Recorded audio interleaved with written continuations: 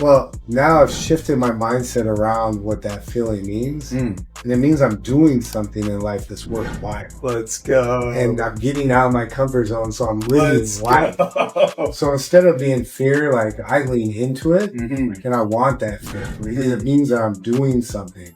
And when I said that, when I was on that balcony, I said I'm either going to jump or I'm going to live my life with no fear. I meant that. I live that way. So like I'll go. We want to go right now. Go skydiving. Let's go. Let's go. We want to go do something. Yeah. And as long as like reasonably in my mind, like yeah. you know, it's just Right. like Reasonable. there's not anything that I'm not willing to go. You know, explore the opportunity of what that looks like, right? And if it comes to me and I got to face it, I got to have a hard conversation. I'll have the hard conversation. You know, that's just what you have to do. And when you stop fearing that and going away from it, and every negative thing in my life has stemmed from that. If you think about it, think about your life right now and the things that are causing you the most amount of pain, the most amount of anxiety. Are those things that you're leaning into, that you're going after, that you're openly communicating with and about, or the things that you're afraid to communicate, afraid to take action around? And I promise you, if you start taking steps towards it, that fear disappears because it's not real. Action is the antidote.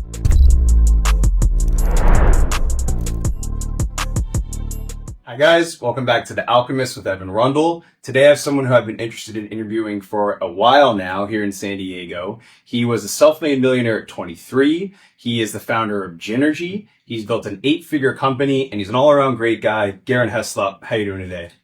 I'm doing unbelievable. That's an amazing intro. I'm just grateful to be here. When you connect with like-minded people, you can feel that energy. And I'm just really a fan of everything that you're building and what this podcast stands for. I'm just excited to be a part of it with you. Awesome. Well, thank you for coming. And yeah, it's funny. San Diego is like a big, small town, right? Yeah. And I feel like we have so many mutual friends. And as I guess ships rise, you get to these different levels and you just meet people that are doing similar stuff. That's right. And we have a lot in common. So, you know, typically the way that I'll start these interviews is with like the background stuff. But I feel like you've got such a dynamic story. I kind of just want to dive right into the good stuff. Okay. So just take us to that like early childhood story you were telling me about. And let's kind of start from there. Yeah. I mean, my childhood is a big part of, you know, what has driven me and shaped me to where I am today. And I just remember one story that I always tell is, you know, I'm 6 years old and it's raining, it's cold, and I'm on the school bus coming home in Washington from preschool or kindergarten. And I remember getting off the bus, and this wasn't the first time that this happened, but getting off the bus, going home, and it's just I'm running to the door because it's pouring, it's cold, and I go to open the door and it's locked. And so then I knock on the door, nobody's there, nobody answers the door. And I'm sitting there shivering, I'm freezing cold. I'm just thinking to myself, like, I watch the movies, I watch the action figures, I'll just bust this door in. I remember thinking that in my mind so clearly. And I go to kick the door, nothing happens, and I just start punching the door. And then eventually I look down and my hands are just bleeding. And imagine you're 6 years old and it's freezing cold, you just want to get in. You know, by that time, I'd probably been 3 hours out there by myself and just soaked and just feeling so helpless. And eventually, you know, CPS was called and, you know, my savior at that time was my dad, and he came and got me and, you know, picked me up and raised me. And, you know, that was with my mom. And unfortunately at that time in her life, you know, I came to understand her story better now and have a different, you know, view of her and her journey, and I have a lot more empathy. But I didn't know different than was doing meth and partying and choosing other things besides, you know, that responsibility with her son. And that was hard as a little kid to understand. I remember I'd be at home and waiting for her to come pick me up, and she would never show up, and I'll be there, and never come. And you know, you don't understand as a little kid why somebody doesn't love you or value you, and it made it very hard to relate to women when I was when I was little. Like I didn't know what love was with a woman, you know, because your mother as that person. I had my grandma, and she was so beautiful. She was from Japan. My grandpa met her in World War II, brought her back from Japan back to the U.S. And I had such an incredible bond with her, and I'm so grateful for that. But it was just still different, right? I didn't have my mom, and my dad wasn't necessarily well equipped to raise a son by himself, but he put all the effort in, right? And he would take me to sports, and that's really where I found salvation, was through football, through wrestling, through track, whatever else, basketball, whatever sports I did. And I was grateful for him to do that. And he always showed up to my sporting events. And what I found was my salvation came from sports, because that's where I found that that I do have value, because it doesn't matter where you're from, who your parents are, what's going on in life. When you get out on that field, or on that mat, it's one-on-one. It's in that you can't hide. That's right. And it's my will versus your will. And because of the pain that I've gone through some of those experiences of being felt abandoned, being left at home for days at a time with no food, and those type of things as a kid, I was able to translate that pain into being that energy on the field. Oh, yeah. And I found success from that, because I was very comfortable being in a place that other people were very uncomfortable being. And so I was able to utilize that energy, and that's where I was able to build a lot of confidence. Love that. And that I always say, like, I have one coach when I was like 6 years old, Coach Jeff Johnson. Still remember. Shout out Jeff. Yeah, he's a legend. And, he instilled this love for the game. And he used to have us like close our eyes and visualize what we're doing. And he always had these mantras that we would say. I always carried a lot of those lessons with me, and I'm always grateful for him in that journey as well. But those lessons from sports really helped translate into a lot of the other aspects of my life. And when things got hard, I knew that I could get to a place and be able to overcome that and drive through. And so I was able to pull from that. And then that translated down the line, when I'm 19 years old, I started in real estate. And then I ended up building a pretty successful, company. By the time I was 23, I think 100 plus listings, all over. We did new construction, residential resale. And so we had even land development, and so I had a lot of diversification. I was just growing. I was just putting in time. But the difference was I always followed through with what I said I was going to do. And that created a huge separation, and I was willing to go out and do the work, where other people, they would roll in the office 9 o'clock, grab their coffee, leave at 2. For me, I was in there at 6, 7 a.m. and I wouldn't leave till 10 p.m. and just putting in that time. Also, it was a good timing too, because I understood the internet growing up when we did, and I was able to take advantage of some of that, and always had a vision, and I was never afraid to take action towards those visions.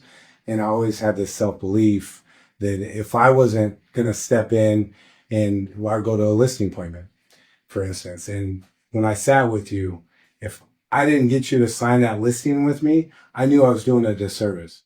Nobody else was going to work as hard for you as I was going to work for you. Nobody else was going to do some of the things behind the scenes for you that I was going to do. So it gave me a different level of confidence, even as a young kid, because I think about it now, 23, all these people believing in you, giving their trust with their biggest investment. They must have seen something in me, and I'm very grateful for that. And that's been a big part of the journey, Dude, what a great way to kick off the conversation, man. And, you said so many great things. I kind of want to touch on a few of them. Yeah. I love what you said about sports. Let's talk about that for a minute. I think it's interesting because there's group sports and there's also like one-on-one sports. And I too gravitated to like tennis, for example, because it's one-on-one. I gravitated towards martial arts. And so I got my black belt very young. I was 17 when I got my black belt, and same thing, take all that pain and all that things I had been through and take it out with the gloves and take it out on the mat. Wrestling, I believe, was a sport you did. Yeah. And I think it's interesting because it's you eat what you kill. Right. And it translates to business. And like you said, you translated into real estate. And when everyone else is doing 9 to 5, you're doing 5 to 9. You're 5 a.m. to 9 p.m. And what I love about real estate, like you touched on it, is also eat what you kill. Eat what you kill. And so talk to me about that. So you're young, you're 19, you start this company. By 23, you turn it into a $1 million company, several $1 million. So listings, talk to me about the business side of it. What were you actually doing?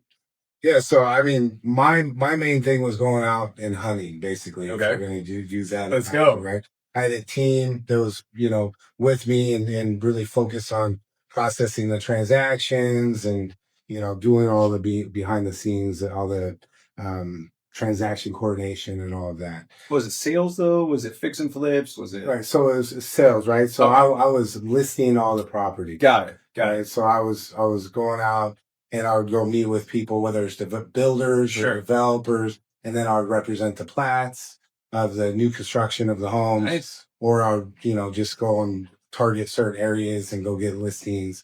And then I had some buyers that I worked with, but mainly I had agents that helped me on the buying side eventually, right, as I built it. Mhm. And then I more did worked with the builders, developers, and some of the, residential homes directly myself. Yeah. And then I had a team of agents. And so we had a bunch of marketing developed and we would send out leads. Every day we would get expired listings. We would go through, make those calls. We would role play. We would train.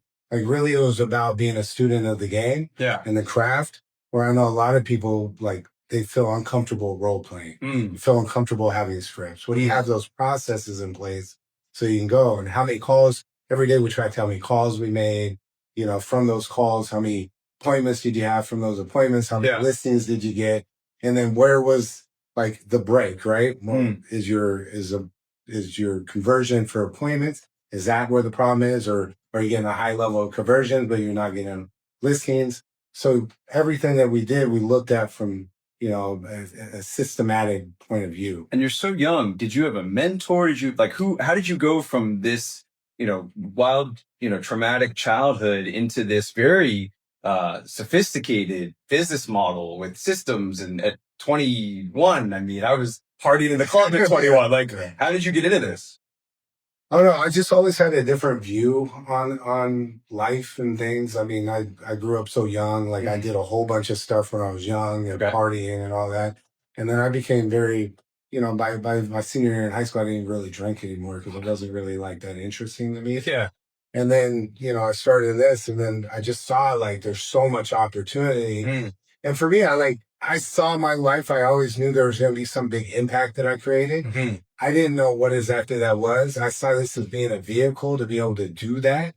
And I knew I just didn't want to be like everybody else, right? Like God bless my grandma, but I was working at UPS, driving a forklift. She's like, oh, that's a great place. You should work at UPS. I'm like, that is never what I have. And no offense to anybody who works at UPS, is a credible career and it's very important, but that's just not what I envisioned in my life of what it was going to be.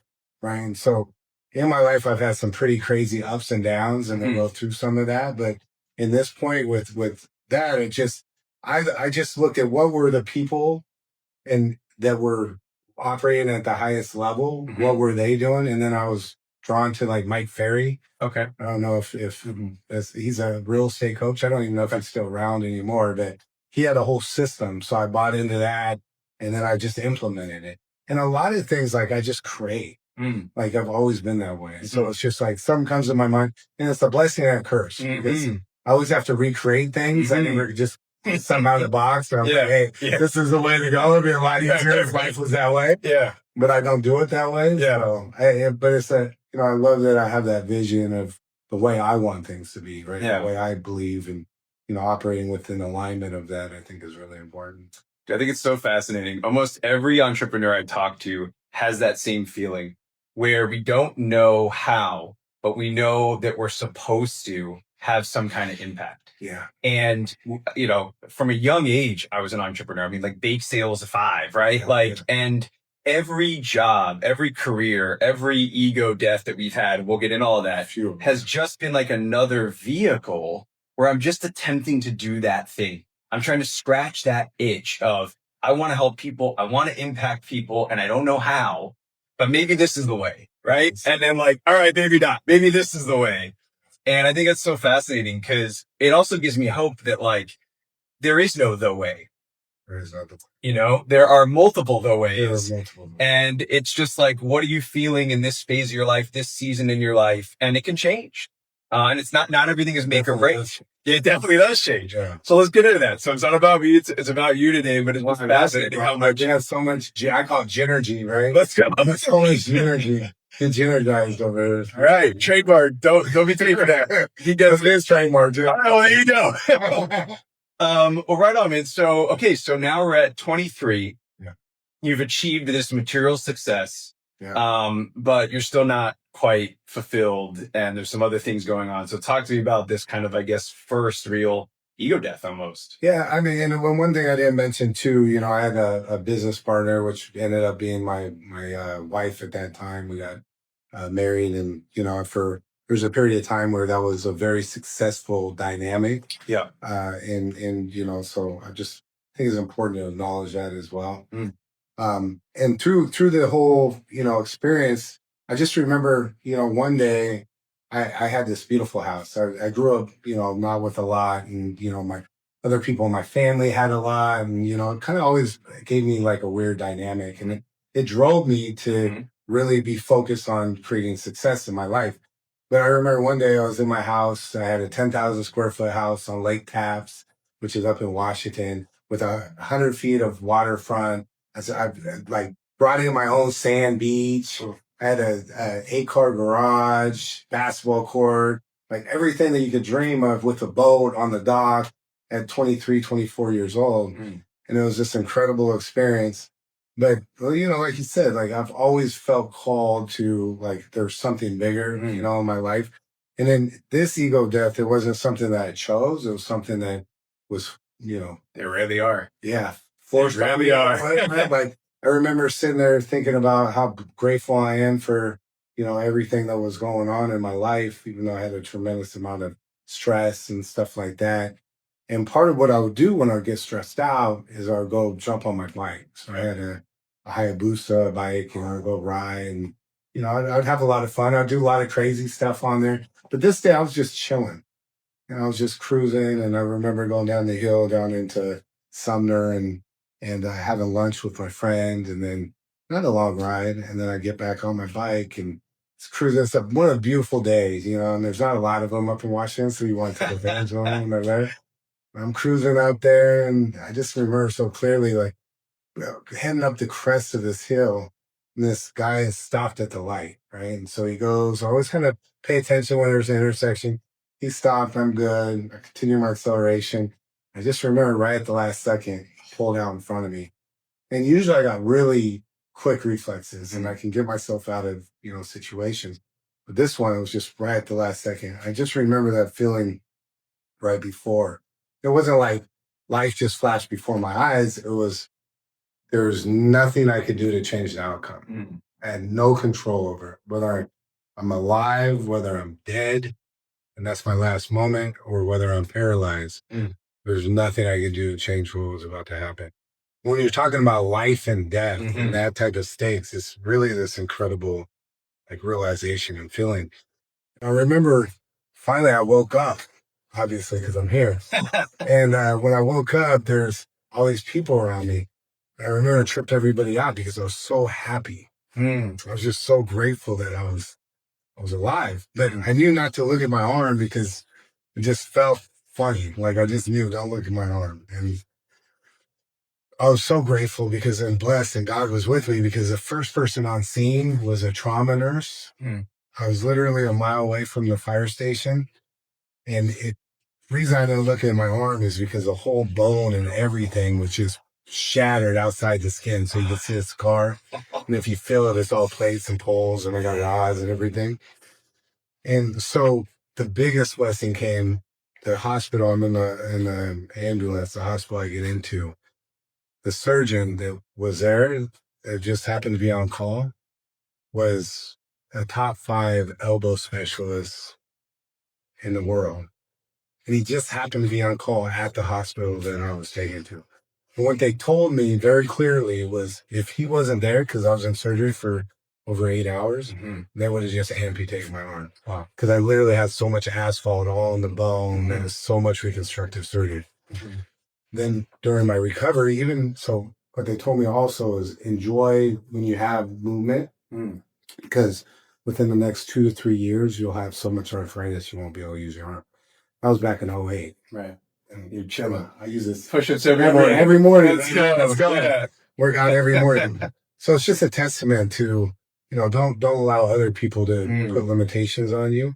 It's what you believe is what you create, right? And so, but during that recovery, it was I had a hard recovery because usually, I get up to 5 a.m. and, now I get up even earlier than that. But I just, I've always just had this like life, I want to live it. And, I lost that for a while because I was just prescribed Oxycontin, Ambient, all those stuff. And back then, it was new. People didn't realize, like now almost everybody, knows somebody that's been affected by, opioids and, the aspect of things. But during that process, I just started, feeling a change within myself. But I also started having some friends that ended up overdosing on it. I remember I had a friend that came like trying to get prescription from me, and I gave him a couple one time, and then like kept trying. I'm like, whoa, like this is like a crazy, crazy powerful, thing here. And one of my best friends, and I always ask him, hey, can I share this story because I think it's a powerful, realization. Like he was a manager at Bank of America, had 2 kids. He ended up robbing 7 banks to support his Oxycontin habit. He went to prison. He got out. I'm so proud of him now because he's completely changed his life. He's one of the best dads. He's always been this great person. But that's what that drug will do, is it will make incredible people do horrific things. Oh, yeah. And so I saw this stuff happen. I'm like, hey, my mom, she was on drugs. She was addiction. I feel myself changing. I'm going to stop taking this, but wasn't eating, wasn't sleeping, having so much pain, was having headaches. So I started using cannabis. And, I grew up, I was around it, whatever else, but I never used it intentionally to heal. And so I ended up using that, and it helped me sleep, helped me just get back to me and a better quality of life, reduce the pain.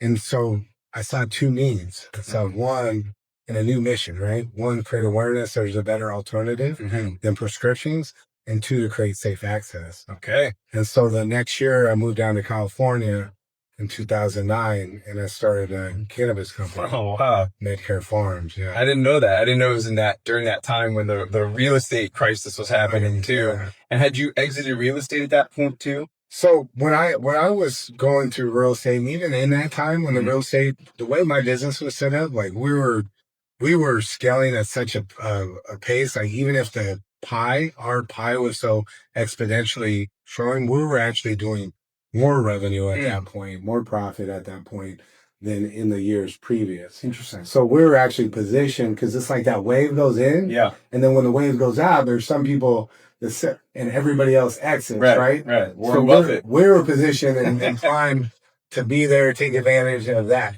And I guess part of what I didn't talk about too is, so when I'm in my recovery room, I have a client that comes in, as I'm like just figuring out, am I gonna have my arm amputated, what's going on? And they come into my hospital room and they're trying to negotiate my commission, while I'm in the hospital. And they were a doctor. They were buying like a beautiful house, everything else. I'm like, I don't even know if this is what I want to do. Right. Yeah. And I came to this realization. It's like, what purpose am I building here? Right? Like, yeah, I'm making a lot of money. I'm doing all this stuff. And, I look at it 2 ways. If I would have kept in real estate, I probably would be worth like $800 million right now because of the track that I was on. Right. But I wouldn't have went through all these different life lessons that have really given me the ability to connect with people at such a deep level that I can now. And all the biggest failures I've had, because I've had some big failures. Oh, yeah. And all those learning lessons is what really got me to the point that my mission is what it is today. Yeah. And so, then so that's what really, like, I got out of the real estate. I ended up like just transferring all my listings and, exiting out completely. I don't even know what, like, honestly, it just kind of was like this chaotic thing because I was having these headaches, like crazy headaches all the time. I couldn't work. And then, just my business partner then was my ex-wife, and so that was she was having a hard time with it, and Yeah. everything else. So it just wasn't. It didn't continue through. I think it's so important because, like you said earlier, you didn't choose that. And rarely ego deaths are chosen, right? Yeah. It's usually like calamity, something happens to you, you get hit in the mouth. And when I come on your pod, I'll have to tell you I'm excited for my car accident story at 11, Yeah. where same thing. I happen to have like an amazing doctor, right place, right time. They're able to like save my hip. And then also like later in life, I lost my eye and I had like the #1 eye surgeon, and like the surgery that was just invented had happened 6 months prior. I'd have an eye patch. I'd have no eye, my left eye. Crazy. So dude, I totally identify. Like there's a lot of stuff. And I think I don't know if you can resonate with this. Like as we're pushing boundaries as entrepreneurs, like we're more prone to getting hit by things, right? Like the Hayabusa is awesome, but you're more prone. And like, I don't know, I've always had this thing where it's like, it's still worth the risk for me. I'd still rather continue to live this life where I'm continuing to push the envelope, not in a dangerous way or hurtful way to other people, but like to not be afraid. Because calamity does get met with serenity most of the time, right? And vice versa. Like when you're going great sometimes. So I don't know, man. I think that's a really cool message because you have a lot more examples of this where a lot of other people would be like, well, why don't you just like chill out and then just like have a mediocre life and you won't risk having this calamity so much. And it's like, no, dude, calamity is going to happen no matter what. You might as well take risk and push yourself and try to get to these new levels. And then when the calamity happens, you've already been there. Like you said earlier, like when you were on that wrestling mat and when you were in that hospital bed, and you can still pull from that today. So in many ways, that calamity is a gift. It's a gift. Right? It's like, 100%. What if the worst thing that ever happened to you was the best thing that's ever happened to you? That's 100%. I always say the worst thing that somebody could say to me at my funeral about me is that he was just like everybody else. Oh man, that's the death sentence right there. You might as well already be dead. Right, you might as well already be dead, right? And so that's my whole mission at this point. We'll kind of get to maybe more around that, but it's to live with no fear because I built a cage at one point in my life where I was a prisoner in my own mind. And I was so afraid to fail. Yeah. And what happens when you're so afraid to fail? You create failure. And you attract that. That's right. And it just is this continuous slippery slope that happens. And I had to dig myself out of a really dark place, a really hurt place. And I did that by making a decision. The decision was, do I want to continue to live? And if the answer was no, then I was going to end my life. And if the answer was yes, which that's what I decided, that I was going to live the rest of my life with no fear, no regret. And if I was inspired, I was going to take action. How about that? And that's a big part of why I'm here with you today. Let's go. I'm grateful for that. Thank you, man. And likewise. And was that the balcony story you told me about? Yeah. You want to touch on? Because I had that same thing, man. Yeah. I literally remember I can go back to that point of suicidal ideation and just like, all I have to do is jump. I've been there. And it was crazy. Like I would feel, I wouldn't even go out on my balcony. Yeah. Because I would have this pull that like I was pulling me to jump. I didn't trust myself. Yep. And so rewind a little bit before we get to that story, I think is important is, I started a cannabis company before, before it was fully legal like it is. And we had a cooperative and cultivation and something that I believed in. I took a lot. We talk about risks and, not living. I went from, real estate having an incredible amount of potential and a lot of respect to then people are like, what are you doing now? Right. You're going to cannabis? 2009. Yeah, you started cannabis. Like, people didn't look at it like that now, but I'm like, listen, like, this is why. This is a why behind it. I believe in it. Like, it's my mission. And it became really this mission. And I went through a lot of risk and pain. I remember being on the roof, like, stressing out. Am I going to get raided? Like, is there police coming? And, because you go to prison 5 years, something that you believe in, and you think they're making it. Or, do you get robbed? And, I actually, did get robbed. I had a gun in the back of my head before. Had a lot of, and every time I didn't listen to my intuition is the time that some situation like that happened. And I've dealt with a lot of stuff at a very high level. and really kept myself out of a lot of situations because when that voice spoke inside, I listened to it. And when you have that voice, I strongly recommend listen to that voice. It's talking to you for a purpose. And we all do. We all have some higher force, whether it's God, an angel, whether it's a spirit. There's some higher force that's here, that's watching over us, that's guiding us. That I firmly believe that to be true because I've experienced it. And I'll talk a little bit more about that too. But I'm building this, and then finally everything like happens, right? So we're putting in work, we're building, you're just pounding the pavement. We're have a big warehouse, we're cultivating, we have delivery service, and we have, I don't know, a couple thousand patients, and Wow. We're just delivering them their meds and everything else. And then finally got to the point where it's like, okay, it's gonna legalize. So we're like, oh, perfect. We're positioned, incredibly well to take advantage of that. And we always wanted to position cannabis in a different light. So instead of having some name, Stigma around it. more like, to do with different things, ours was Medicare. Like it's about medicine, it's about caring, And so, we were one of the first licensed stores up in Riverside County on Lake Elsinore, and basically that whole 15 corridor. And then we had cultivation, and it was really good. Like we opened up and we're very successful in the beginning based on that. What we built a really we had I think like 800 5-star reviews on Google. We would track like whatever score it is, like a net promoter score. We're paying attention to all the little details. And then, it was like that moment when I'm in my house thinking about how grateful I am before I get on my bike.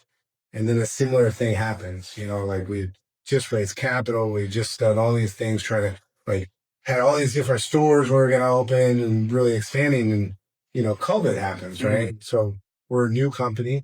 There's me and there's a lot to share here, but there's me and, my ex-wife that's running the company. And then I have some of my other family that comes, and we end up having 100 employees. And, then it became very difficult because, one of my family members and my ex-wife, they ended up having a falling out. I created a lot of stress because I'm like, yeah, that was really hard because it was multiple of my family, and I don't have a big family, so that was one of my most that was what I took pride in the most. Is like I have my family here, we're all doing this together, and it became one of the dominoes that really created. Was one of the drivers of some really painful start of some stuff, and I had a big role. I'm not I have a big role to play in that. Yeah, how old were you at this point? This was like 2019. Okay. Oh, so recent. So. Yeah, so not that recent, right? Yeah. So we built that, and then so we opened. It's crazy. We're doing $1.3 million a month. They have $15 million a year, 14 million, $15 million bucks a year, and we're just going, and we're flowing, and we have a good flow. But then there's that happened, and so now I'm kind of managing all this, and COVID happens. So now I have 100 employees that I'm managing in a new business, that all these people are looking to me to lead them through a pandemic while we're still open. So everybody else is at home hiding away. Right. No offense if you hid away, but hiding away in your place. And, I'm sitting there operating. I'm dealing with a lot of kind of political things and a lot of just how do you make sure people are safe, right, and what risk and potential am I having people work and then they're going to die? I don't know. It's a risk I'll take, but to ask other people is a very difficult thing. And it just created this really hard dynamic between, employee-employer relationship. And then, because we had a great culture, and then it really started. And then what really triggered something was my grandma. She ended up passing away. And it was really hard because I'm operating. They didn't want me to come up and say bye to her before she was going to die. And she was literally like my mom growing up, right? And I can identify. I had to fight my family over that too. And so, finally I got them to agree, and God bless my dad. He got them to, allow me to go up and just say my goodbyes to my grandma in person. And I had a lot of guilt because I was on my mission and my journey, and I didn't spend a lot of time, and she was such a big part of my life growing up. So I also was carrying that.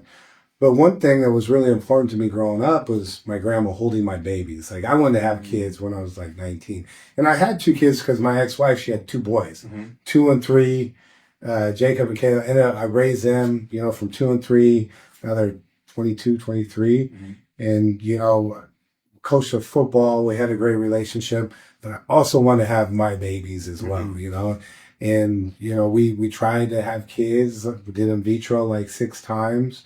And it didn't work. And then we became very much separated from where our values or our beliefs or communication became very poor. And it became very volatile. And I remember seeing how we're communicating because I could never escape that stress. I'd be at work, there's all that stress. I'd come home, there was all that stress because it was toxic. It got toxic. And then I remember just like, to me, I was like, I'll stay because I got these kids. I'm responsible. They're in high school at that point. And just, it became such a toxic place. And I'm like, you know what? I'm not doing any good by being here. Like as much as I think I'm doing good and trying to be a man of my word, I'm actually not. And, you know, during that time with all that stress and everything else, like I wasn't in alignment with my values anymore. I wasn't able to operate at the level that I need to. Like I wasn't even able to breathe that time because of all the pressure that I felt. So then my grandma passes away, and then I go through a divorce, move down to San Diego. I'm like, hey, I'll be able to spend more time with my dad. Let me reconnect with my dad. My dad, it was like my savior growing up, my hero, right? And I'll be able to spend, I didn't take that intentional time, sacrifice so much to build this business with my grandma, but I can do it with my dad. And then I remember one night, this is the craziest story. So one night, I fucking just wake up at like 2:30 a.m., something like that, and I feel like I can't breathe, like, and I feel like my life leaving my body, like literally feel my life leaving my body, and it was an incredibly surreal feeling. And it was like, and it just like went away, and I remember like hyperventilating and I just had this overwhelming feeling like I need to call my dad. And so call my dad, doesn't answer. Call my dad, doesn't answer. And I shoot him a text like, hey, I need you to call. Because sometimes my dad, he lived by himself and he wouldn't answer. It was early in the morning, like, you know, and like continue texting. Finally, I called my cousin, like, hey, I need you to go check on my dad. She's like, oh, you know your dad. Like, I was like, no, I just have this feeling. So she goes up and she goes, and not her husband, Tim, so grateful for him, goes up and those checks on him, and he had passed away. She calls me like, oh, wow, Garrin, like, he passed away. I don't know how to tell you. And I think actually Tim told me. And man, it was like this overwhelming feeling that I had of just like, it just like, I just started kind of getting back to feeling like myself again, and it just boom, you know, hit me pretty hard because I just felt like I lost all my family, like everybody. I had that falling out, the family that I had that was really important to me. I have a beautiful sister, but she's up in Washington, and then my grandma dies, and my dad dies, and you know, it was just, man, it was like, I just thought I was going to be able to spend, you know, more time with them and reconnect. And it was such an important thing. And it just really teaches you like these relationships that we have with people. It's not guaranteed that they'll be here tomorrow. I didn't know that he was going to die, you know, like maybe I should have known. I don't know. You know, he was overweight, you know, so I carry some guilt that I wasn't, you know, more involved in his life in that way, you know. But that's a big part of why fitness and health and everything is so important to me.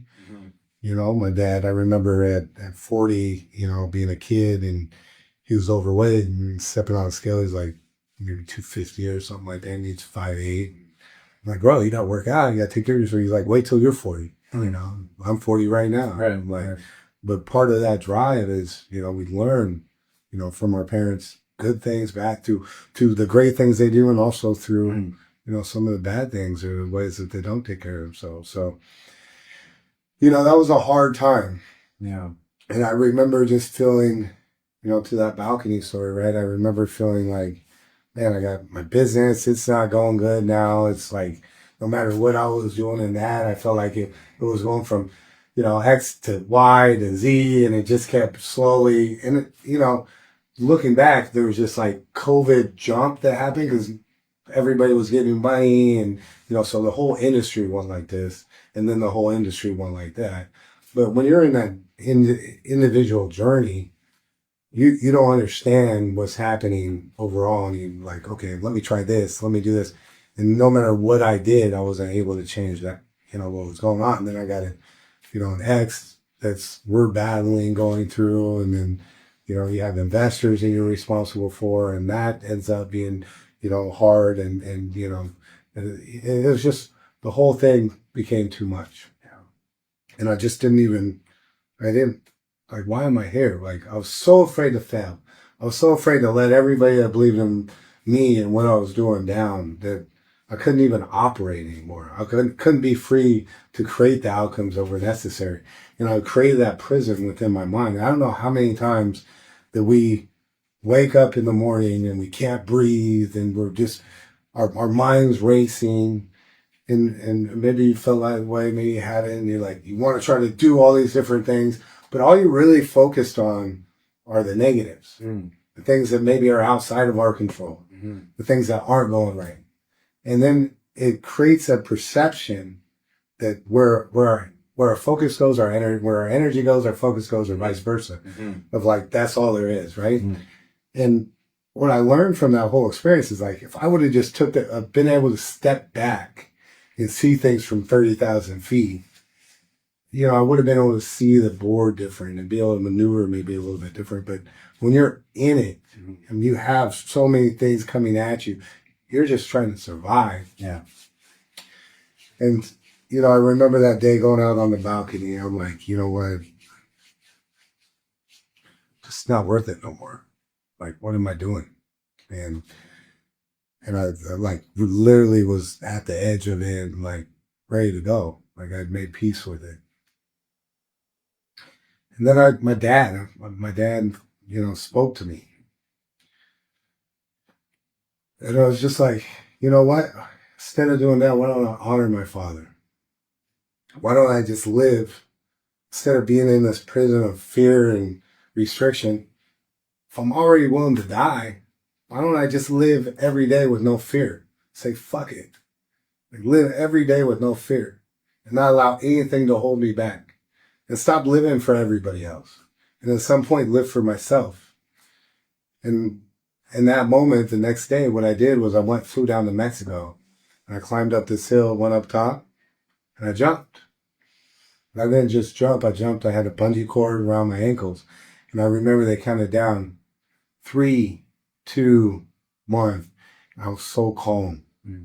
I had no fear. And my whole intention was to let go of any fear, any resentment, any anger that I had. 3, 2, 1. And I leapt. I literally left. And the video, I have a video of it on Instagram. And then as I go, I just, and every time I went like this, I just felt this release. Just release. And I was in that moment, like, never again was I going to end my life. Never again was I going to live with that fear. Never again was I not going to, if I was inspired to take action, I was going to take action. Never again was I going to live outside of my value system. Because through that, I mean,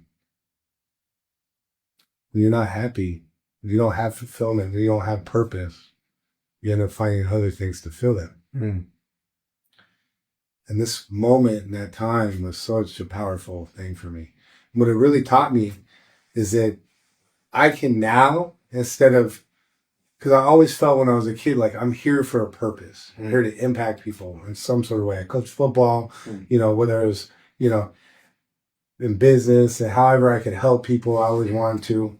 And I've had a lot of learnings. I've had a lot of bad leadership experiences in my life. I'm sure you talked to some people who are like, he was the worst fucking boss ever, and some people that would say I'd be the best, leader ever, right? So, but you learn by putting yourself into those experiences. And a lot of times too, it is a byproduct of where you are in life.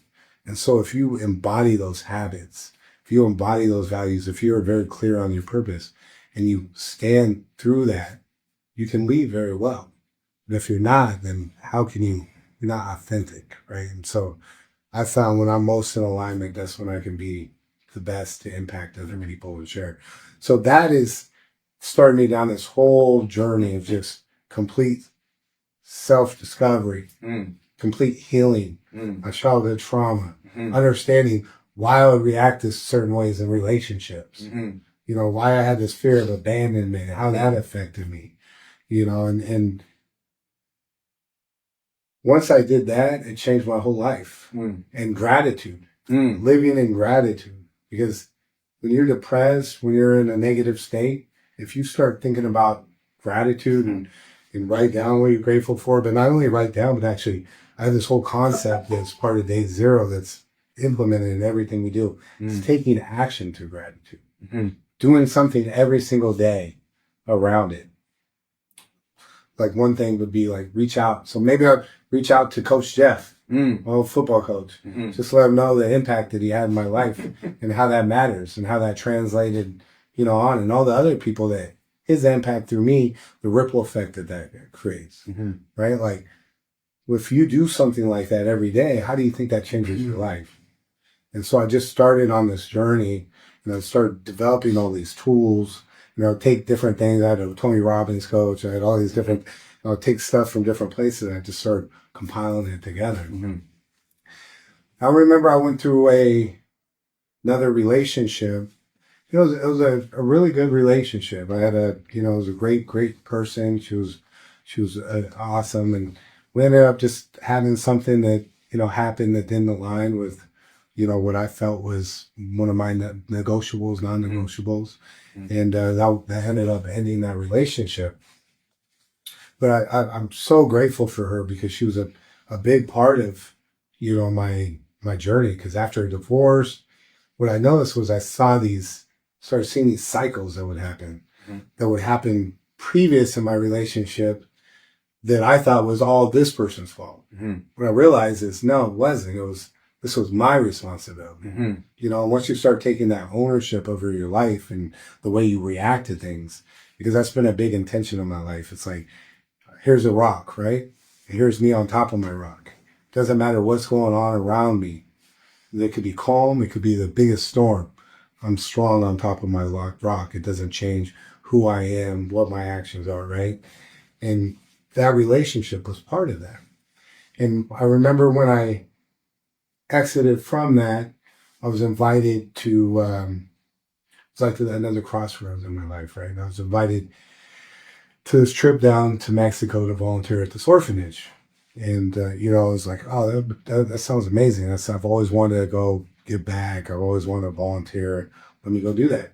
And then literally the next day I got invited by my buddy down to Scottsdale. Never been to the One Hotel. There's coming into the summer, it's a big pool party. He has a presidential suite. Don't have to worry about nothing. It's like, hey, Garrin, come down. I'm like, oh, but he's like, what do you mean? You're going to go do that instead of this?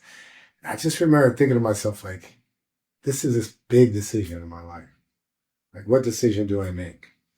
And now in my life, it's like, it's not even a question, but to most people, or back then it was, right? So it's like, go to One Hotel, summer, pool party, Scottsdale, I'm newly single, will enjoy life, or go down to the orphanage. And I chose to go down to the orphanage.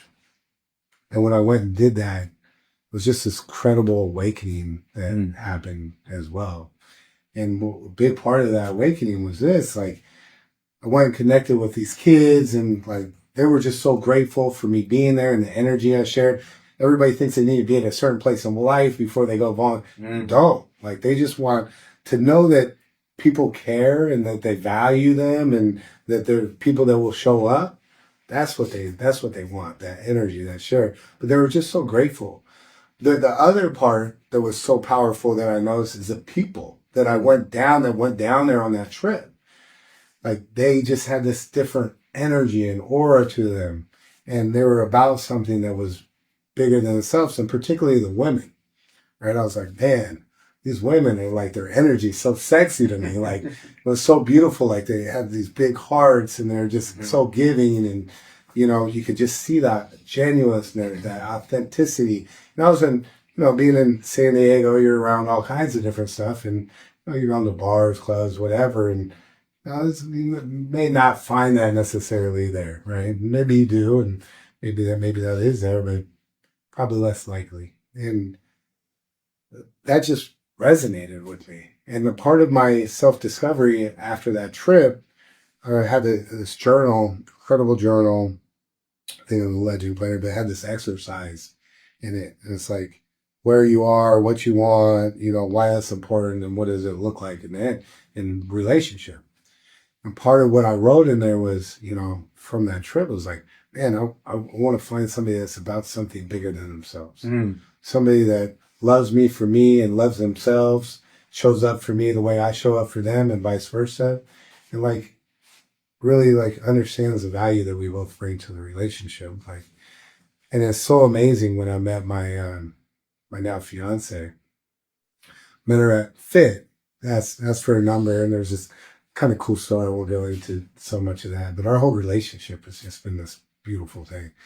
But we go out on our first date, and it was literally just a few weeks after I did that exercise, and we're just talking, and I just felt this like a magnetized to her. And she's sitting there sharing with me, you know, like in a couple of weeks, she's going down to Mexico to build a home for this family. And this is like her 5th home. She's went down there and built, and just sharing over. I'm like, what? I'm like I just wanted to, you know, I had been volunteering for a while at that point, right? But I just had did this exercise, just really like clearly identified that, put that out in the universe, meet this girl that like there's just something about that I'm drawn to. And then literally not much longer after that, we go out on a date, and then she's telling me. So literally she goes to the bathroom, and while she's in the bathroom, she sent me the link before she went. While she was in the bathroom, I signed up to go down on the house build with her, you know, the home build with her for the family. Good choice. Yeah. Good choice. To secure the second date. You know what I mean? Smart man. Yeah, and then she liked that. She liked that I took action. You know, it's just something I've always prided myself on, and you know, and you know, it's been, you know, now it's like this journey is all about just every day I wake up about 4:15, something like that. I visualize, you know, my day, the impact that I'm going to have in the day. And I have a whole morning routine that I go through. And every day is about creating impact in life and with people, and the conversations I have. I don't have surface level conversations with people, you know, and I've just have a gift of connecting with people and really seeing people. And if I can say something to them that maybe inspires them or lights them where they pulls them from feeling some of the pain and the hurtness that I've felt in life, then that's what I want to do. And that's, you know, between me and Yesi, and when people saw us, they're like, wow, you guys' energy is like magnetic. It's like this magnetic. So me and her are sitting there thinking like, wow, we keep having all these people say this. Like, what do we want to do with this? Like, we should do something with this. And we kept having like the same thing. Like, people were like, how did you guys, you know, meet each other or whatever else? And it's like, we didn't meet each other. We attracted each other by the people that we became, you know, during this process. And she has an incredible story. And so we're sitting there like, okay, what was like synergy or energy, and like Garrin, Yesi, energy. Like, yeah, that's Gÿnergy. And then we're like, is that taken? Like, looked it up, it was available, like looked at the trademark, it's available.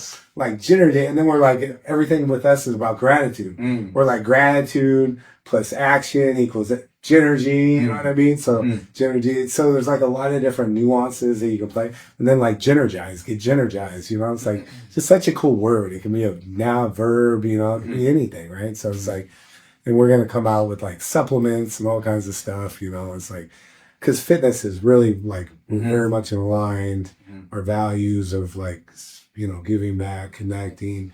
And we put a lot of pressure on ourselves. And that's one thing that I got to be, very mindful of, right? We have this big vision, we're working towards it, but we also we have once a week, we have date night. And no matter what, it's really important to us to be connected during that time. And we spend time really telling each other great things about one another, and not taking what each other does for granted, because I don't know how many times in relationships, we're so appreciative in the beginning, but yeah, down the line, we start expecting, and then, we get irritated, we have pressure, and then we start taking that out on each other. And a lot of times it's not even about that person. It's about you and your relationship and what's going on within yourself.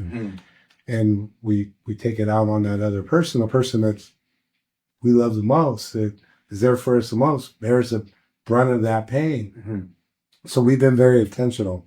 So I've experienced that in other relationships. I don't want to, I want to learn from that, right? And I want to implement, especially you start creating a dynamic of working together. And it can be the most beautiful thing when done properly.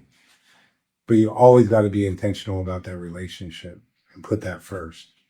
That's really important, especially, we give so much of ourselves in conversations and interactions, and that really stems from all the pain and, and I've built some incredible things in my life, and I've had some incredible failures, and I'm going through things right now. I'm dealing with stuff still from, previous business and winding that down, and I've never done that before and figuring that out. And, I had some really important people to me that, there's just, I got to a point, it's like, I'm spending energy somewhere that's a sunk cost. There's nothing I can do to change the outcome, nor can I change the dynamic between me and my business partner there, right? So it's like, I'm not going to continue to do that. I'd much rather put all my energy into something that I know I can create an incredible outcome, create an impact, and a byproduct of that will be, financial, and I'll rather create that for people in that way, right? But it's just, that failure is such a hard learning lesson, because I've always been able to, one failure happened because it was forced, another failure happened, a lot of factors came into play, but I always feel like, maybe I could have done something different and been better, but that's how we learn. Garrin, I was letting you cook, man. Dude, I think that's the longest I've gone on a podcast without speaking. Yeah. Because I didn't need to. No, man, I'm saying that as a compliment, dude. I was taking deep breaths the whole time you were talking, because everything you were saying was just resonating on so many different levels, dude. And that's kind of why I wanted to start this podcast, because we've literally never hung out. Yeah. And yet, like you said earlier, the vulnerability, you don't have surface level conversations. We just went through 20 hangouts. We just fast forwarded a friendship months into the future. Yeah. But I think that's such a beautiful thing, man. And you mentioned on our call the other day, it was something about masculinity is vulnerability. Yeah. And I couldn't agree more. And I think that for the longest time, I mean, you said so many great things, and I wanted to actively listen, but also keep track, because there was so much good in there. Yeah. And you said a bunch of things. One of the things you said that really resonated with me was about our avatars. You didn't use that word, but that's what you were saying is and I forget who talks about this, but if I'm not being authentic, if I'm just kind of presenting what I think, which I'm still guilty of that to this day all the time, right? Still have an ego, still care what people think, right? I want the cool shoes we were talking about earlier, right? I think we all crave that love, that acceptance and community, right? But if I can still, even though I want the cool shoes, show up and still be vulnerable and authentic, I may not have as many friends, the quantity, but the quality will be so good, because they're really being friends with me, or a relationship with me, or connecting with me, and vice versa. And man, for the longest time, I just kept doing what I thought other people wanted me to do. Yeah. And like you, I've had many near-death experiences, and I've had many ego deaths. And the word that kept coming up for me as you were talking was surrender. I'm telling you, man, especially guys like you and myself that we're kind of A-type, we're a bit alpha, go hit the mat, hit the gym, hit the thing, right? And willpower is a beautiful thing. When you can aim it rightly, it's a beautiful thing. But I think what has been more powerful than willpower in my life is surrender and then readjusting the willpower, right? It's like, it doesn't matter how fast you're running if you're running in the wrong direction. Yeah. And I think so many times, especially as entrepreneurs and these kind of just like suns that are expanding, like I think about it like you're just an expanding sun and you're bumping into shit along the way. It's like, if you don't get to that place where you kind of lose everything, it's like, what is it, like Tyler Durden in Fight Club? Like, it's only when we lose everything that we're free to do anything. I find that to be so true, man, because you find in those moments that you're still okay. And that even if you lose all the things, you still have you and you still have your God. You mentioned God earlier. You still have your higher power, universe, whatever you want to call it. And then when you get to that point, it's like you got nothing to lose and you know that you can survive that. Man, the interview, the guest speaker, they're not as scary. That the stakes aren't as high, right? The edges get smoothed out. So even like on this podcast, right? Like I'm nervous hosting you and all these things, but I go back to surrender, right? I pray before I enter here. And then to another thing you said, I make it about you. I think, wait a minute, this isn't fucking about me right now. Let me get out of myself. Let me try to be of service in this moment, right? Giving you a platform is going to help some people. And all of a sudden that fear kind of just subsides. It never like goes away for me, but it subsides. And then it lets me be authentic and connect and get the very thing I was looking for the whole time, which was love and community and acceptance. Isn't that wild how that happens? There's so, you know what I mean? so many incredible things that you just said there. Yeah. It's like, that resonates with me. I mean, when we talk about the fact that me and you are in such alignment and we've just have experienced so many similar, life experiences. I mean, one thing that you said, and I'll touch on that in some, just advice on dating and being authentic, right? Of my definition of masculinity is confident vulnerability. Let's go. If you lead your life with confidence and vulnerability, you will create incredible things in relationships. And if you're single, I have a lot of friends who are single and they're like, oh, I go out with these girls and, I play these games. And then, the fifth date, then I show them who I am, then they don't like me no more. You just wasted 5 dates. I'm like, bro, what do you expect? Like, they're dating somebody else. Exactly. Like, you're better off. They're like, well, if I don't do that, then maybe they don't like me in the beginning. Good. I'm like, that's good. You save everybody's time. You save time, you save money, you save energy.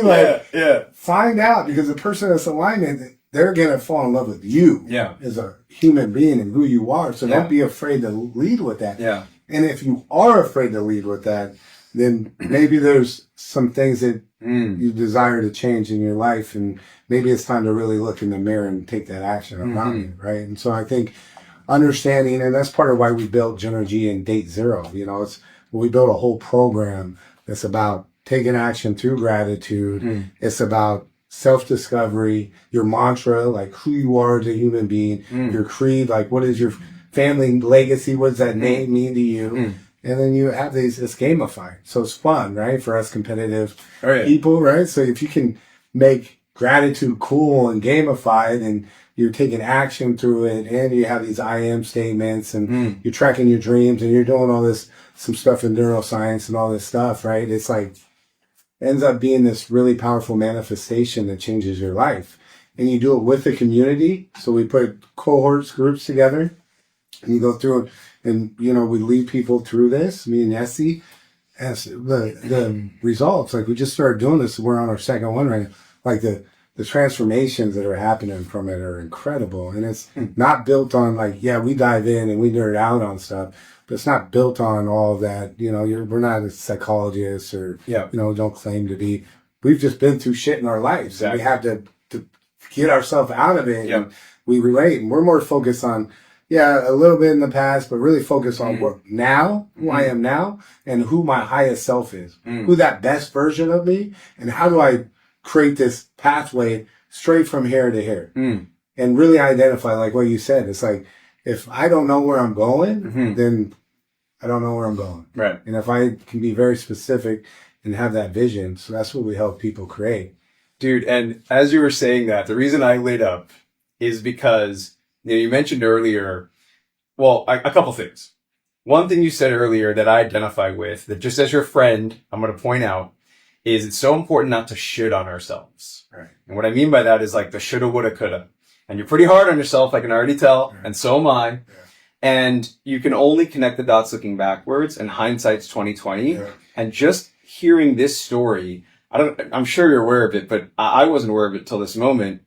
23-year-old systemized real estate company, learns how to lead a team, learns systems, learns how to manage, learns how to build a business, learns how to deal with money and all these things, right? But that business goes away. But guess what stays is those skill sets. Then this cannabis thing happens, right? Learns again, now I want to make money, but also help people. So now I'm adding that level, right? But then that goes away. And look where we are today. Everything you just said, Gÿnergy is gamified. It involves systems. It involves service. It involves making money. So look at that, man. All of those things has led to this moment. Right. And I think, guys, whoever's listening to this, your mess has a message and your test has a testimony. You can't see the future where you are when you're in that fishbowl, but you have to just trust that there's something on the other side of it, and you don't give up in the valley. You don't give up in the valley. You get to the next plateau, and then you can look back and you see why all those things had to happen.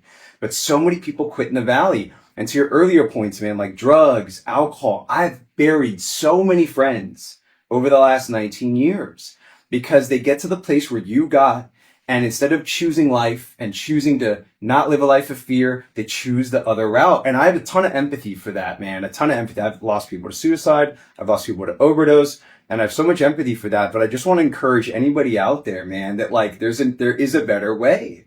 And you can take all of that and not only make your life better, but make the lives of everyone around you better. And guess what? If you lose it all again, you already know what it's like. Right.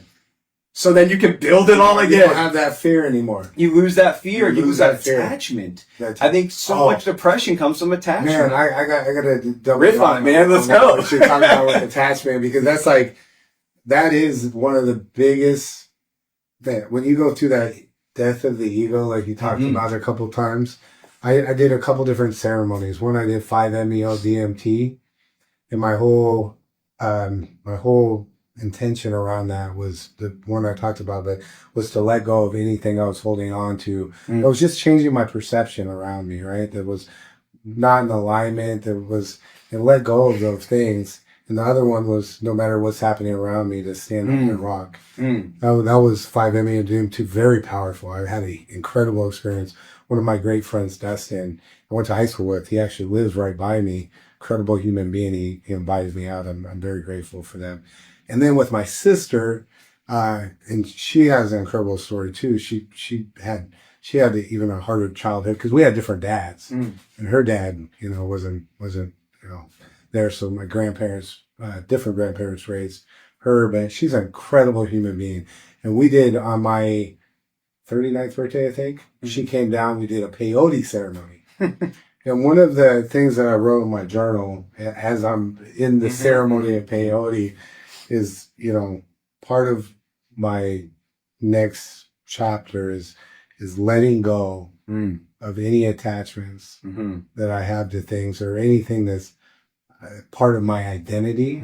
Like I'm this or I'm this, and that's who I am. 100%. And if I'm not that, I don't have value. 100%. And understanding that when you say don't give up in the valley, don't give up on yourself. Doesn't matter what else is going on. That's right. When you're in that valley, that's when you double down on you. That's right. And that will help drive you out of it. 100%. So it's coming from that mindset of, work on yourself, invest in you. And to what you said about me being hard on myself, if you wouldn't talk to somebody else the way that you talk to yourself. Oh, forget it. They'd never talk to you again. Why are you talking to yourself? 100%. And it's old tapes, man. And look, I struggle with it too, right? And I have found that in the past, I thought I needed that. Yeah. I thought I needed to be hard on myself to stay driven, to stay motivated, to all those things. And it's just not the truth, especially when you find pull motivation, right? Oh, man. Dude, so push motivation, you already know, right? It's like we're getting away from the trauma. We're getting a roof over our head. And yes, it's helpful. God knows I've done bench press out of some push motivation, right? But the pull motivation, when you can tap into that, man, it's infinite because you're not relying on the negative energy to get you further. It's a positive energy. And man, like I still struggle with perfectionism, being too hard on myself. And it's just about like, again, it's that surrender and forgiveness, self-forgiveness, and then letting it go. Like you said, man, like you talked about the rock. The analogy I use is the hula hoop, right? And I didn't invent this. I borrowed this. And so like anything outside of that hula hoop, I'm powerless over, man. Yeah. It's the serenity prayer in action. Yeah. It's like, serenity to accept the things I can't change. That's anything outside of this. Yeah. And then the courage to change the things I can is anything inside that hula hoop. Yeah. What are my habits? What can I do on a daily basis? What can I be more disciplined about? How can I show up better for my friends and family? And then you let the results go. And to your point, like working on yourself, identity, if it's attached to external things, it'll never be enough. But if it's connected to habits and rituals, then you can never lose it. Purpose, then no one can take that from you. No one can take that from you. Anyway, so I had to riff on that. One thing I always say, this is one of my favorite sayings, is, and I there's so many, I have so many great friends, right? And I do coaching, like business coaching and stuff like that. And one of the analogies I use all the time, the things that serve your purpose to get you here are the same things that will hold you back from getting here. Oh. And that's exactly what you're talking about, is that push-pull motivation. And those wounds, those scars that drive us, but also make us this mentality that like we have to do everything, we have to control everything. Those are the same things that will not allow you to make this next step. I've never thought of that. You're right, because it gets you to good. And good's going to be a great. And so you think you still need it once you get to good. Dude, I've never thought of it like that. It's like this whole metamorphosis. Oh my God, that's so true. That has to happen. One of my other analogies that I had a speech today at Toastmasters, because I've been working on that, was a lot of times in life we think we're varied. And I didn't make this one up, but a lot of times in life we think we're varied, but we've actually been planted. And when all those fucking things are happening to us, and we're like, why God? Why does this happen? Woo me, right? Mm-hmm. Oh, those are the biggest blessings, because those are the things that put us in the place to sprout our new growth. Dude, I love that. And I think for me, sometimes I struggle with the fear of the other shoe dropping. Yeah. So like, cause it's almost like, oh shit, everything's good. Yeah. All right, it's time for the bad. Yeah. And it's like, then let me create something. Exactly. Like you said, then I attract it. Right. Because I'm not in surrender. Because I've gotten back to convincing myself that I'm in charge and that somehow I'm controlling all these outcomes. And that's usually when I go back to fear. And so like, if I can just be grateful in the good and the bad, be detached from both, right? Be detached from the good and the bad, then the peaks and valleys aren't as high and the pendulum doesn't swing as far. And I'm not saying like, don't be super happy and don't be super sad. But if you can learn how to just kind of be in the middle, like you said, like while the tornado's going around you, it's like, and you observe it. Yeah. Oh man, that's a superpower. It's like this right here, stoicism, What is that, memento mori? Yeah. Get out of here, man. Dude, it's too many things. We're cut from the same pledge, bro. Love that. So it's really like, finally running out of words, bro, because it's like there's so many incredible, like when I listen to you speak, I'm so inspired. Likewise, man. You have such an incredible, like, just depth of experience and knowledge that you've been able to translate into real life. And I can see that you have a purpose and a mission, and you're an incredible communicator. And I'm like, you're doing something that's going to make a huge impact. I see that you're all in. Look at how you set up here. It's beautiful. It represents you properly. And I'm really grateful to be here with you, be a part of this. And like, I'm just excited to see, what the future holds, man. Thank you, brother. That means a lot to me. Yeah. There's a lot of great things ahead, man. And right now, this moment, so incredibly powerful. Thank you so much. Sometimes, man, like me and you being so driven, sometimes we forget, look, this is where our feet are right now. 100%. And this is where we are, and let's be go, present here. Let's go, bro. Thank you, man. 100%. Well, dude, I mean, I literally didn't have to ask you anything. You touched on everything. I mean, I do have some other like kind of pending questions that I want to make sure we get out. Let's go. But I mean, damn, like throw the structure out the fucking window. You know what I mean? Yeah, it's a blessing and curse I have. Yeah. No, dude, it's beautiful. Don't like I'm telling you, man. You make my job easy. I mean, you talked about everything here. You talked about gratitude. One thing we didn't touch on too much that I'm kind of curious about is fear. So talk to me about like how fear shows up today and how you deal with it. So when fear knocks on the door today, I'm going to open the door. Okay. I'm like, come on, let's go. Okay. And I use that. Remember before, maybe with was it Taekwondo or? I'm a black belt in Shendo Goju, which is not a very well known martial arts. Martial arts, yeah. Shout out to Kyoshi. Yeah, that's very specific. Very specific. I have no idea what that is. When I come on, I'll tell you all about it. Sounds pretty epic. It's Okinawan. Oh wow. Yeah.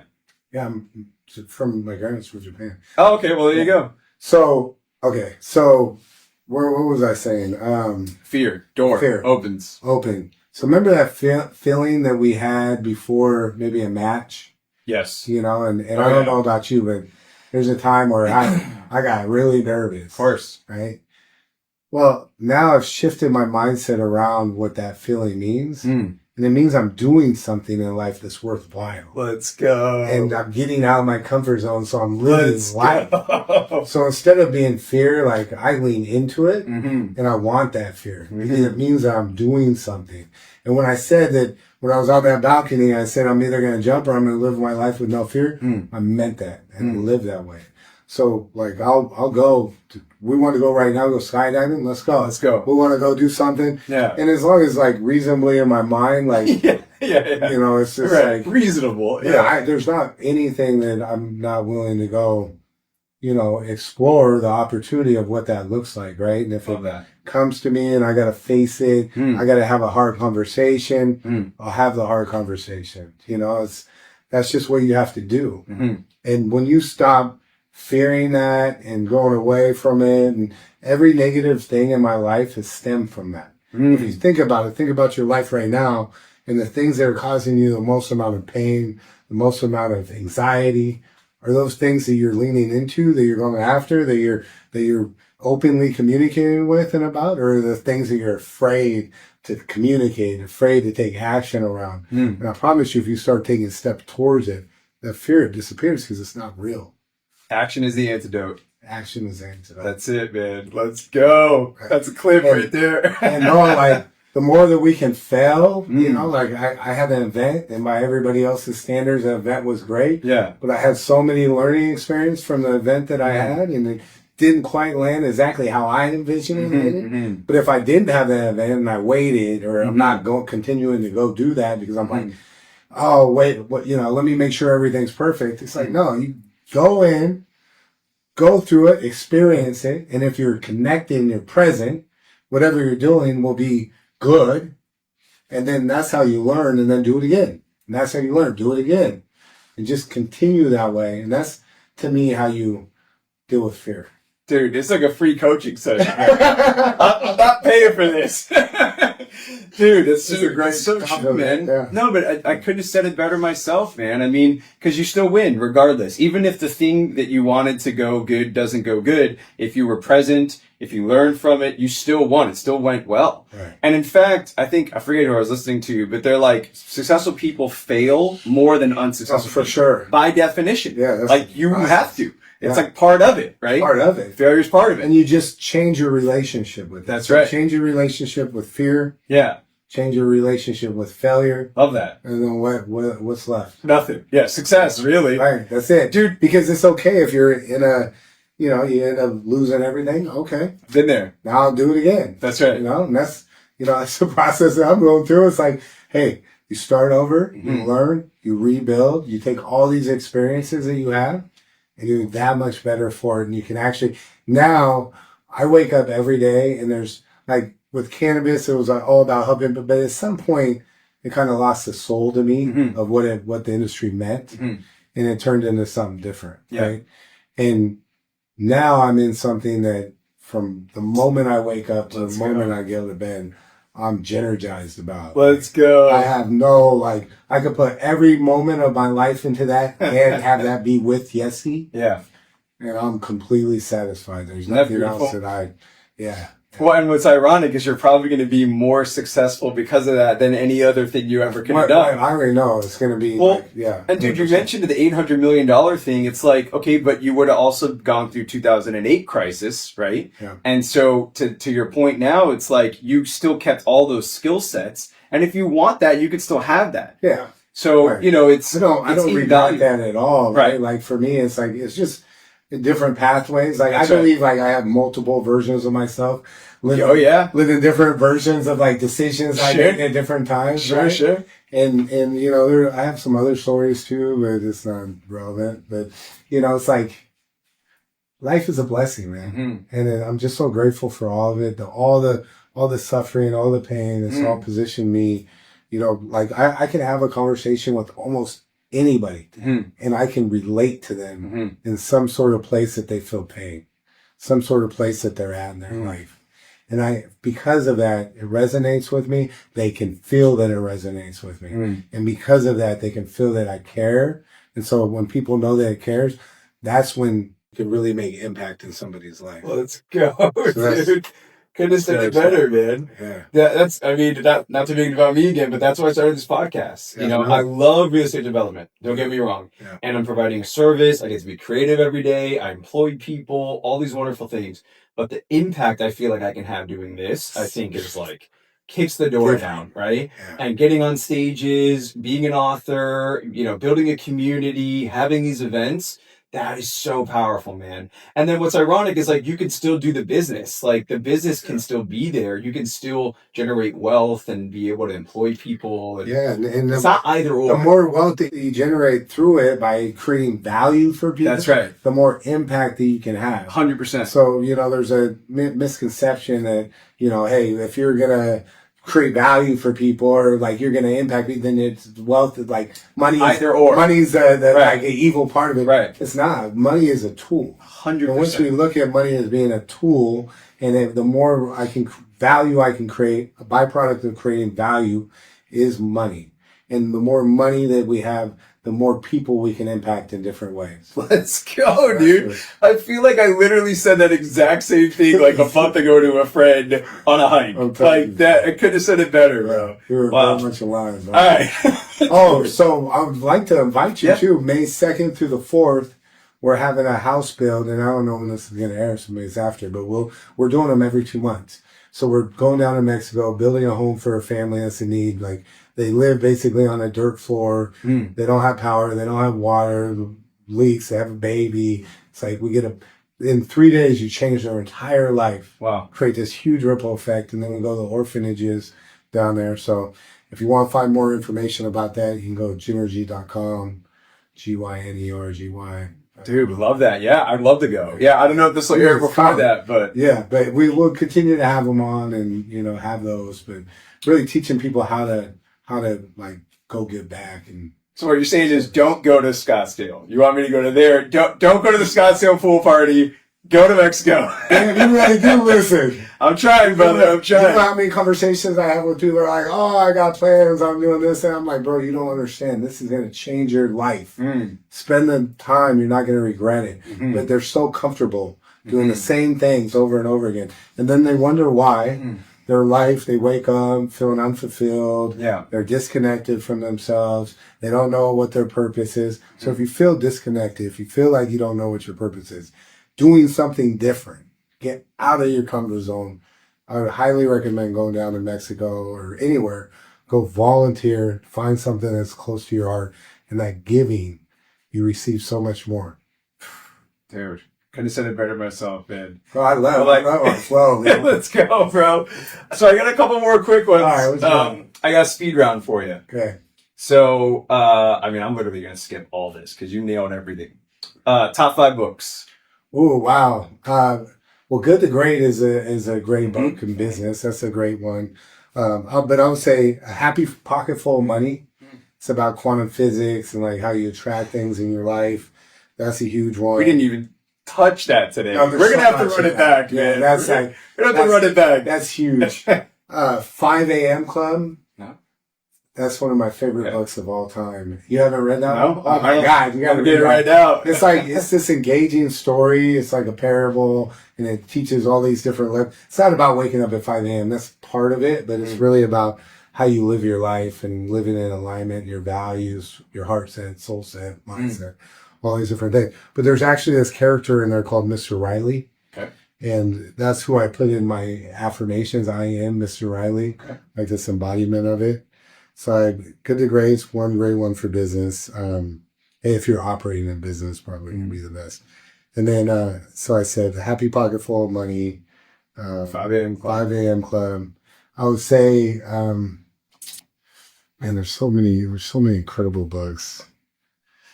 Top 5. What's, oh my gosh, it's eluding me right now. Yeah, he also wrote the book, The Devil, it's like the original book about manifestation, basically. Oh, wow. It's not Like Think and Grow Rich. Think and Grow Rich. Yeah. Napoleon Hill. Yeah. Napoleon Hill. Incredible book. Incredible. That's mandatory. Man, Think and Grow Rich. That's one of the first books I read. Without question. Kicked down. Mandatory. Sorry. So Think and Grow Rich would be another one. And then, man, there's so many great books. I mean, I love, Extreme Ownership.